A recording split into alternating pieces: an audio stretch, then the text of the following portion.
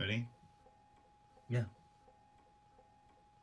Our next performer considers herself the spokeswoman of classic American trash and wants you to know that she would most likely be down to get peed on by your dad. Hi, I am Biqtch Puddin, and you're gonna learn about me in a couple different ways, and I hope you enjoy this. How am I? Life is fucking crazy, man. I don't know. I'm really good. I'm really good. Best I have been in a very long time, and I can't complain. What has changed since you last filmed me? Baby Biqtch was like a fucking dumb prostitute, and then she became like a kabuki hentai pussy whore. Still prostitute, but there's like this like weird like kabuki theater edge to her. She definitely looks a lot fucking better. I mean, she looked like a booker who thought she was the hottest shit on the planet. And let's be honest, Biqtch Puddin will always be that girl. There will always be something about her where like something's off, something's not perfect, something is askew or awry. I want her to always be a ghoul or like a demonic whore, but I want her to be fuckable. You know what I mean? Like those characters in Castlevania that you would like fight, like even though they were 8-bit, you still got an awkward boner even if you were queer, because you're like, yeah, I want to fuck her. And you're like 10, you're like, Mom, don't come in. My favorite part about growing up in the military was that my dad was stationed away a lot of the times, but there would be these neighborhood block parties where the housewives would get together with a whole bunch of kids, they order a fucking bunch of pizzas, and we'd run around playing Manhunt, and then like the wives would drink like shitty Arbor Mist and smoke cigarettes until like 4 a.m. and then everyone would go home. It was so entertaining watching these women tell these stories about college, about them partying, about a random thing that happened in the grocery store, them cussing out whatever. Like that whole fucking shit was amazing. And for those who don't know, like my mom's the original Biqtch Puddin. Through that experience, I got to see my mom in her fullest extent. And to me, Biqtch Puddin celebrates those experiences that she shared.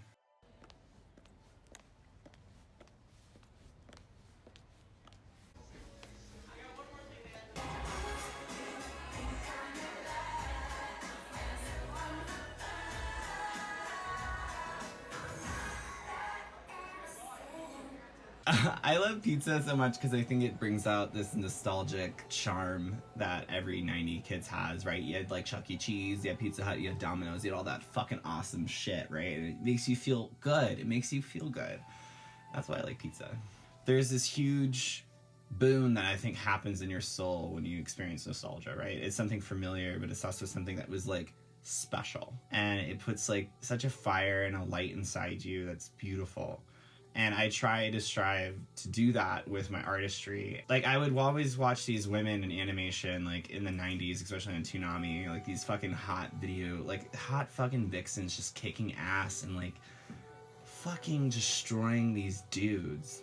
And I would, like, get bullied and hate my fucking life on the bus, but I would go home at 5 o'clock every day after school and make sure I watched my favorite anime and watch these women fucking kick these guys' ass. And I'd go play video games and I'd do the same fucking thing. And, like, to me, all that was put into a blender with the pizza and out came Biqtch Puddin, you know? The first night I've ever had an actual booking where I actually got paid, it's like $25, and a shithole in the wall bar in Norfolk, Virginia.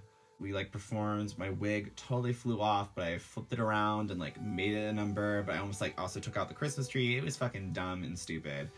And then on the way home, I hit like a drill bit and it got lodged in the tire and I got a complete flat.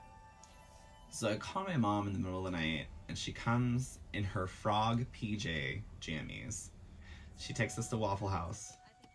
And I'm sitting there looking like an 80s twisted sister, fucking dumb prostitute, next to my mom in her frog pajamas, and we eat Waffle House.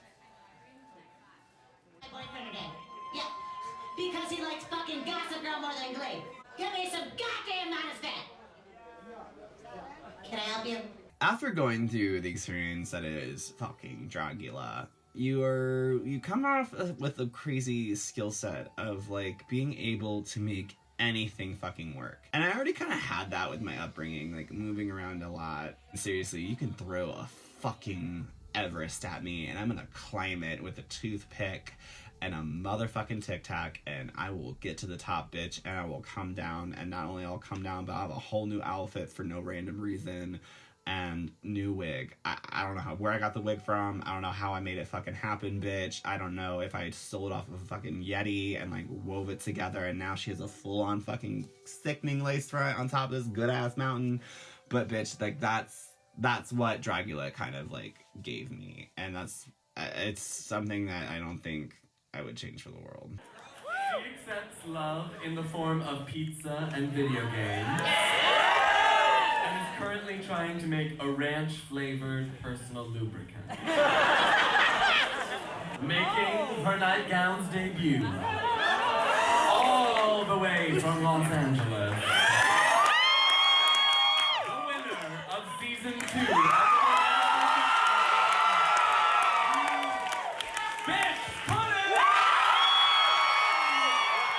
I thought it was fucking awesome. I was able to do my filth number. A lot of people didn't really get to see what I actually did on the show, which was I gradually made the mop water more gross, and then I chugged it at the very end. And it was kind of like this weird Saturday Night Live sitcom kind of thing. And I was able to kind of showcase that in that performance I did at Nightgowns. I'm honestly proud I brought something new to the table and that I took it and made it completely nasty. Like, I love anything that looks like gross shit, stained, covered in mud, slapped like a little baby fucking slut pig. I love all that crazy shit that's not neat, orderly, and pristine. So I'm glad I was able to bring that kind of shit to Nightgowns for that performance. Bitch, you ready? Is she ready? Are you guys ready to see the most epic performance you have ever seen in your entire life? The winner of Dragula Season 2! Give it up for Biqtch Puddin! Metropolitan was fucking lit. I walked in and it smelled like fucking cum and beer, and it was like so hot. It brought me back to college because I actually blew a dude in that bathroom during college. It was amazing. And I spent a lot of nights at Metropolitan getting hammered. All those things happened right here at this motherfucking bar. It's one of my favorite bars across the country. Be here is such a fucking treat. So I set up these like pizza meeting ups with like, you know, these minors. They're spending a chunk out of their week to forget about their strife and all their fucking struggles that they're going through just to watch you do your fucking thing. We're at the LGBT Center in Manhattan, and we're about to wrap up our like meetup, which actually was so great because it was actually a kind of like class almost for these queer kids about awareness of respecting people's pronouns. It was such an awesome educational experience, and I learned a few things in that class as well. Afterwards, we got to do a group shot, and he was like, oh, we'll go next door to the Keith Haring mural. And I was like, oh, fucking cool. And I realized it's one that I've seen like in art history books, but I've never fucking seen in person. And above us is like fucking Keith Haring's like jack off mural of his cruising bathroom.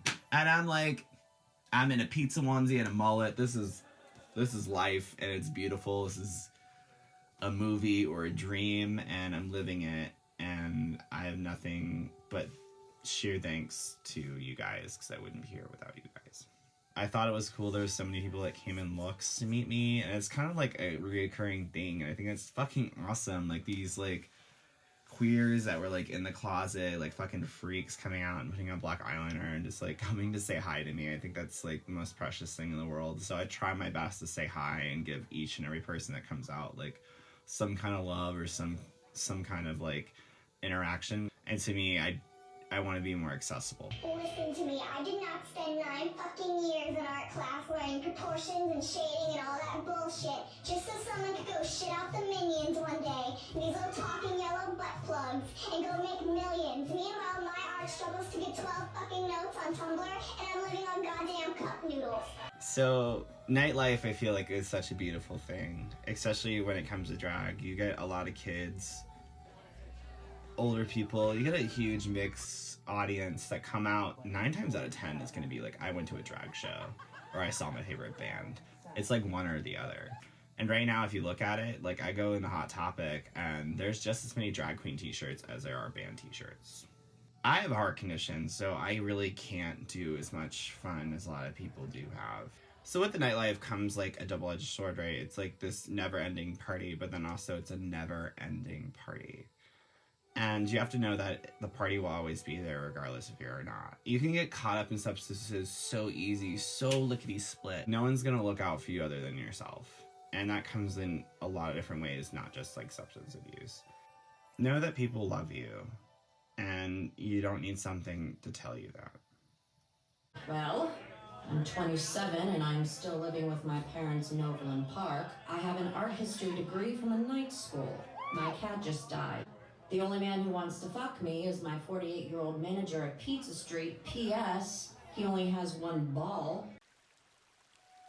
I'm just really excited to really flesh Biqtch out and flesh her world out and make her that vixen that I was talking about. You know, I want her to have a fully developed character that's like a story, you know, like I want her to be like a Batman or, you know, like Cowboy Bebop. I want her to have that, and that's what I'm working towards. I hope you found this enjoyable or mildly pleasant, and you probably will think about this when you poop tomorrow morning and laugh about a random moment that happened, and that's called enlightenment, and that's okay. Thanks for watching.